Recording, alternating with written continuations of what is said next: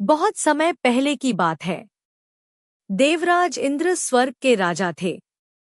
स्वर्ग बहुत सुंदर था। वहां अप्सराएं नृत्य करती थी और देवता आनंद से रहते थे। उसी स्वर्ग में माल्यवान नाम का एक गंधर्व रहता था। उसकी पत्नी का नाम पुष्पावती था। दोनों बहुत खुश रहते थे। एक दिन स्वर्ग में देवताओं के सामने नृत्य सभा हो रही थी। माल्यवान और पुष्पावती नृत्य कर रहे थे।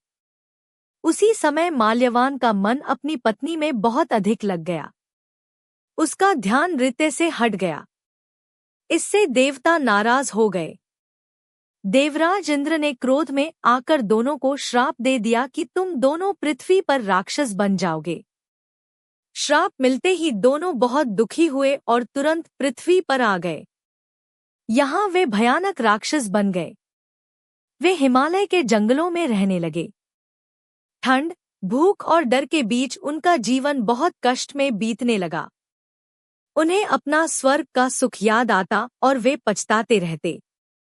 एक बार माघ महीने की शुक्ल पक्ष की एकादशी आई। उस दिन बहुत ठंड थी। चारों ओर बर्फ जमी थी। दोनों भूख और कमजोरी के कारण कुछ खा नहीं पाए। पूरी रात जागते रहे क्योंकि ठंड और डर से उन्हें नींद नहीं आई। इस तरह अनजाने में ही उनका एकादशी का व्रत हो गया और जागरण भी हो गया। इस पुण्य के प्रभाव से सुबह होते ही उनके राक्षस शरीर नष्ट हो गए और वे फिर अपने दिव्य रूप में आ गए। उसी समय स्वर्ग से विमान आया और दोनों को स्वर्ग ले गया। वहां जाकर वे फिर से सुख से रहने लगे।